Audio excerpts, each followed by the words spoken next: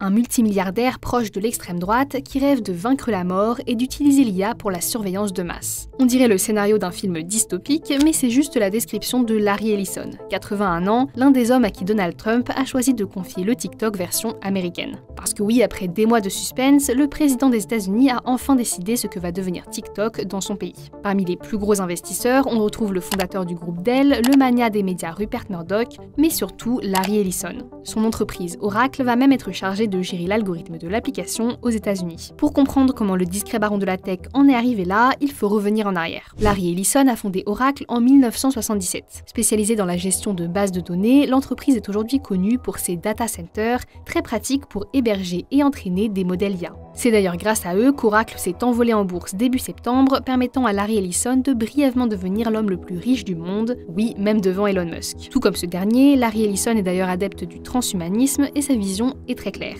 Il a par exemple pour ambition d'utiliser Oracle et l'IA pour booster les capacités de surveillance de la police. Mais l'empire du milliardaire va bien au-delà du secteur de l'IA qui lui a permis de se rapprocher de Donald Trump. Pendant des années, celui qui était considéré comme un playboy a investi dans les voitures de luxe, les yachts et les compétitions sportives. Fan de voile, il a créé la course SailGP et a racheté le tournoi de tennis Indian Wells. Il est aussi propriétaire à 98% d'une île à Hawaï qu'il a évidemment transformée en destination de rêve pour les ultra-riches. Fidèle soutien des républicains, Larry Ellison est par ailleurs proche de Benjamin Netanyahou et a largement financé l'armée israélienne. Aujourd'hui, le multimilliardaire s'intéresse aussi aux médias. Son fils David Ellison possède Paramount et CBS et il a des vues sur Warner Bros.